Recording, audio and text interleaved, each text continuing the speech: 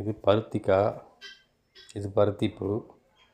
உங்களுக்கே தெரியும். இது வந்து பார்த்திங்கன்னா பருத்தியை ஒரு டீ கப்பில் வச்சு மண் வச்சு அதில் விதைய போட்டு தண்ணி ஊற்றி ஒரு டார்க் ரூமில் வச்சிடுறாங்க. அது முளைச்சி வந்துடுது. இந்த மாதிரி டீ கப் பார்த்திங்களா, அதில் மண்ணெல்லாம் கொட்டி விதைய ஊனி வச்சிடுறாங்க. வச்சதுக்கப்புறம் கொஞ்சமாக அது முளைப்பு விட்டு ஒரு சின்ன அளவுக்கு செடியாக வந்ததுக்கப்புறம் அதை எடுத்துகிட்டு போய் என்ன பண்ணுறாங்கன்னா நிலத்தில் குழி தோண்டி இந்த கப்போடையே நடுறாங்க.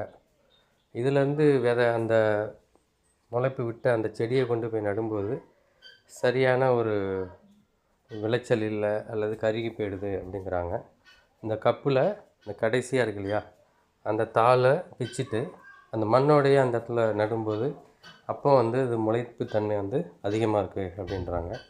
அதனால தான் இந்த முறையை பின்பற்றுறதாகவும் சொன்னாங்க. பாருங்கள்.